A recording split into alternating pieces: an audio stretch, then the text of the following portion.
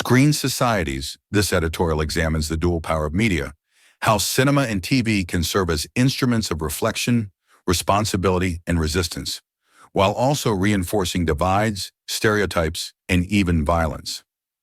In the final minutes of Hum TV's recently concluded Tan Man Neil O'Neill, there is no dialogue, just searing visuals. The protagonist running, the female lead's dupatta, and the male lead's jacket flying, the mob's eyes burning with rage. Searing visuals means intensely striking images that capture the viewer's attention. The description of clothing, dupatta and jacket, flying and eyes burning with rage, emphasizes raw emotion and kinetic energy, suggesting that the drama uses powerful imagery rather than words. All of it is interwoven with gut-wrenching montages of real-life victims of mob violence and set against a haunting soundtrack. Interwoven implies that these elements are skillfully blended together. Gut-wrenching montages refer to emotionally disturbing sequences, and haunting soundtrack indicates music that lingers in the memory. Together, they create a deeply affecting viewing experience. Tan Man Neil O'Neill is not just a drama, it is a reminder of what cinema TV can be. This sentence uses a dash for emphasis, contrasting the drama's artistic potential with its usual role as mere entertainment. If used in the right way, it can be an instrument of reflection, responsibility, even resistance. Instrument here means a tool. The words reflection, responsibility, even resistance suggest that media has the power to provoke thought, hold power to account, and challenge injustice. But it is also a reminder of what it often becomes a tool for reinforcing divides, creating dangerous stereotypes, and legitimizing violence. The contrasting clause introduced by Butt warns that media can also perpetuate negative narratives and social fractures. Legitimizing violence implies that harmful images may make violent actions seem acceptable. Cinema doesn't operate in a vacuum. Operate in a vacuum is an idiom meaning to function independently of external influences.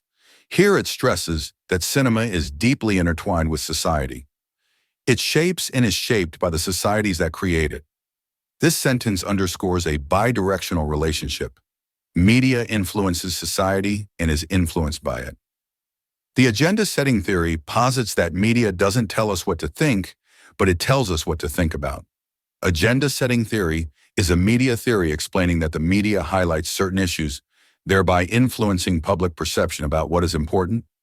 By selecting certain issues and ignoring others, media outlets shape public discourse and influence the perceived importance of topics. This explains how editorial choices in media can steer public conversation and determine which topics are prioritized in society. What we see on screen is more than just entertainment. It seeps into the public consciousness, influencing perceptions, validating biases, and, in some cases, actively shaping political discourse. The phrase seeps into the public consciousness is a metaphor implying that media slowly permeates people's thoughts. Validating biases suggests that it can reinforce pre-existing opinions, while actively shaping political discourse indicates a direct impact on political debates. This isn't just speculation, a short sentence emphasizing that the claims are supported by evidence, not mere opinion. Media has always played a role in constructing narratives about the other. Constructing narratives means creating stories or explanations that define groups. The other refers to people seen as different or foreign. Hollywood's war films from Rambo to American Sniper do not just tell stories, they cement an ideology. The dash introduces examples, and cement an ideology is a metaphor for establishing a set of beliefs that become deeply ingrained in society. The idea that the U.S. is the savior, that its enemies are barbaric and in need of intervention, that war is necessary and justified, it's not just a theme in movies and TV shows. It becomes a cultural undercurrent. This sentence lists powerful, recurring themes in war films, suggesting that these narratives help form a pervasive national ideology. It is no surprise, then, that nationalistic rhetoric thrives, that the discourse around safety and global policing becomes so deeply entrenched. Deeply entrenched means firmly established. This line argues that media reinforces nationalistic ideas and policies regarding security. And this isn't unique to Hollywood. The conjunction "and" introduces a comparison, indicating that the phenomena described occur elsewhere too. In India, blockbuster after blockbuster glorifies war, aggression, and the demonization of Muslims in Pakistan. While blockbuster denotes highly popular films. Glorifies means presents in an overly positive light, while demonization means portraying someone as evil. This suggests that similar negative narratives are prevalent in Indian cinema. The heroes are strong and patriotic. The villains conveniently Pakistani or Muslim. This contrast highlights a pattern where protagonists are depicted as virtuous and powerful, while antagonists are stereotypically associated with specific ethnic or religious groups. When a Bollywood A-list star delivers a punchline about Unka Gargus K Morinji, we will invade their homes and destroy them, the audience erupts in applause. The phrase delivers a punchline implies a dramatic, memorable comment. The translation shows aggressive rhetoric, and erupts in applause indicates that the audience supports these hostile ideas. The enemy has been vilified to the point that the idea of destruction is not just accepted, it's celebrated. Vilified means portrayed as wicked or evil. The sentence emphasizes that extreme measures against the enemy are normalized and even glorified. This is not accidental. A brief statement asserting that these narratives are deliberately constructed. It is the crafting of a discourse that seeps into everyday conversations, into social media arguments, into real-world tensions. Crafting of a discourse means the deliberate creation of a narrative. Seeps into is a metaphor for gradual influence. And real-world tensions refers to actual societal conflicts. I have actually met people whose entire perception of Pakistan was based on Homeland Season 4. This personal anecdote emphasizes the powerful impact of media on shaping opinions, even if based on a TV show. It's ridiculous, but it's also terrifying. A contrast of emotions, ridicule at the absurdity, and terror at the implications.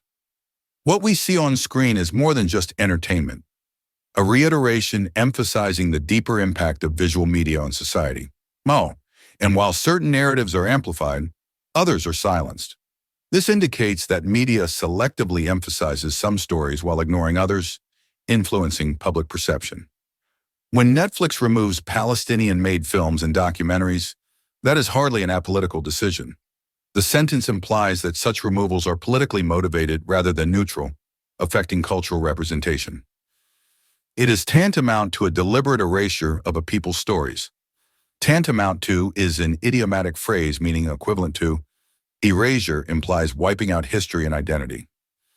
And when no other land, a documentary chronicling the painful realities of their occupation, reaches the Oscars, it is not just an artistic achievement, it is a moment of defiance against an industry that often prefers to look away. This sentence contrasts a documentary's success with the broader context of censorship or neglect in the industry, framing it as an act of resistance. This brings me to our TV screens. Brings me to is a transitional phrase that shifts focus to another medium. In many parts of the world, including Pakistan, television is still the most widely consumed form of media.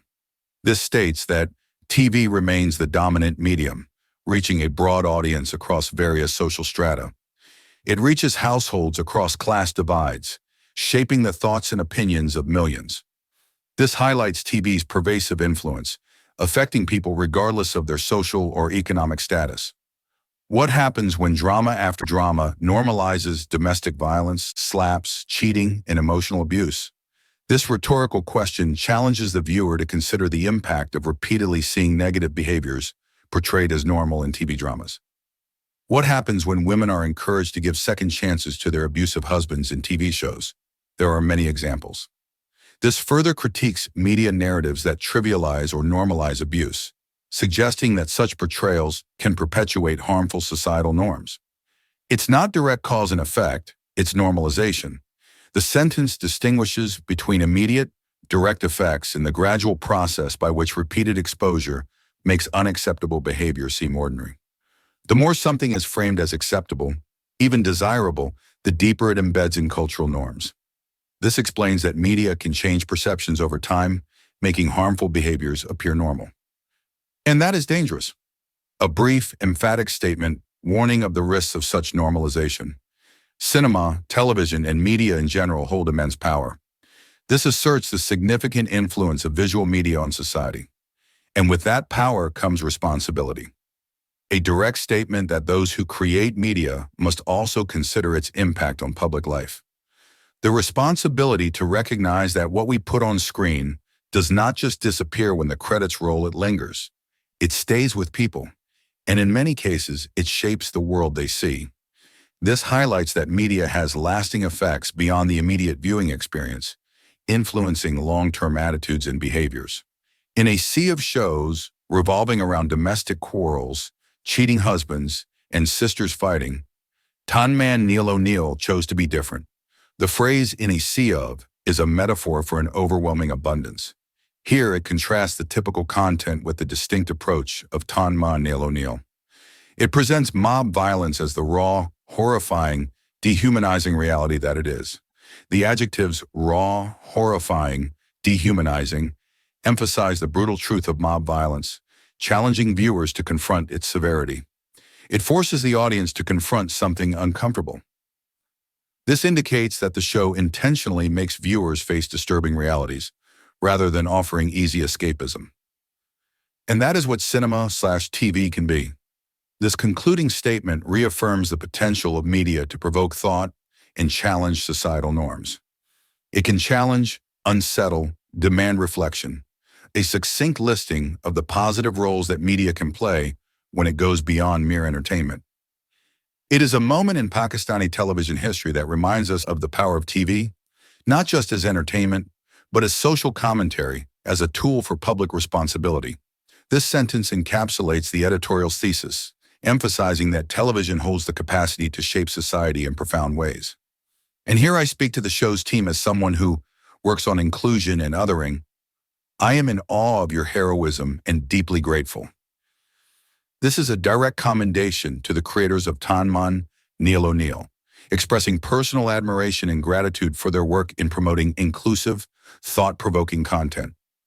The writer, a researcher at the University of Cambridge, was a speaker at the Faiz Festival, ANAX, at Laraib Niaz, 91, published in Dawn, February 20th, 2025,